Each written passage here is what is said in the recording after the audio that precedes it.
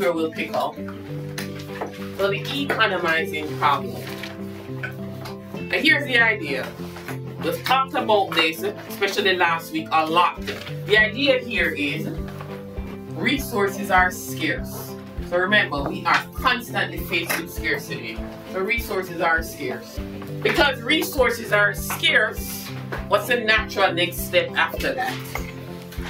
We're constantly faced with scarcity, so what does that mean? We have to make choices. Very good. Resources are scarce, so we have to make choices. So remember, whenever a choice is made, something is given up. Constantly faced with scarcity, we have to choose. Whenever a choice is made, something is given up. The cost of the next best alternative. What is that called again? Wow. People are very ready for this participation. It's called opportunity cost. Very good. Constantly faced with scarcity, we have to choose. Whenever we choose, something is given up. The cost of the next best alternative is called opportunity cost. This is the economizing problem in a nutshell. Now I keep saying resources are scarce. And it's because we don't have enough resources while we have to make choices. What I want to get into right now is, I want to dig into exactly what I mean when I say resources are scarce. What are these things that are scarce that's forcing us to make choices? We're going to look at them. So these resources that are scarce, we can summarize them in 4 categories. What we're going to do is we're going to look at the resource categories. So resources are scarce. What are these things that are scarce that's forcing us to make choices? We have 4 categories and we're going to look at all 4 of them. The first one is land. So the first one is land. Now land in econ is very specific. Oftentimes we want to think of land as property, but that's not really true. Land in econ is very specific. Land in econ refers specifically to this. All the natural resources. The land in econ is all natural resources. Think of it this way. We came here, we saw it, and we used it in the production process. That's land. Think of them as the gifts of nature. Came here, saw it, and used it in the production process. That's land in econ.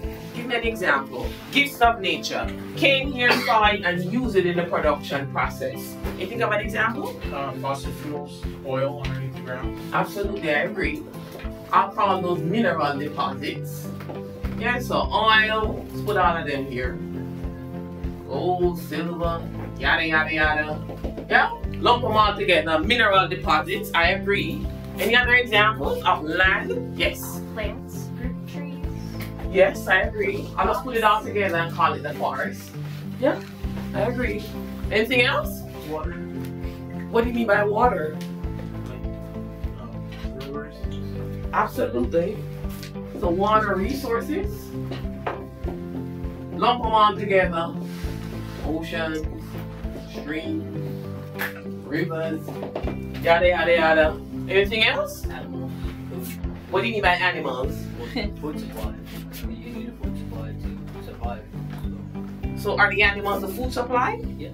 Hold that thought on the animals. Well, in some cases. Hold that thought on the animals. Opportunities for shelter. You have resources to build shelter or to build things to keep you comfortable. Can you give me an example? You can use wood to build a house. So like the forest? Yeah. Okay. So we could put that there with the forest. Anything else? Came here, saw it, and used it in the production process. Gifts of nature. Can you think of any other examples? Air. I agree. Yeah. Sunlight. Yeah, I agree. You get the idea. Gifts of nature. Came here, saw it, and used it in the production process. That's land. There are 4 resource categories. Resources are scarce. First one is land. Second one, you're very familiar with this one, is labor. So the second resource category is labor. And labor refers to the physical and mental talents used in the production process. So the physical and mental talents used in the production process, that's labor in econ. Oftentimes when we think of labor, we think of physical and manual labor. When people say labor, you think of people working in the field, so on and so forth. Labor in econ is very expansive. We include physical and mental talents. So for example, you come to Pierce to study accounting. You transfer to CSUN in their accounting program with a bachelor's. You finish that degree in accounting, you get hired by an accounting firm. Chances are, being an accountant, whatever that process entails, is not really physical labor, but you are going to be exerting quite a bit of mental talent to get that job done.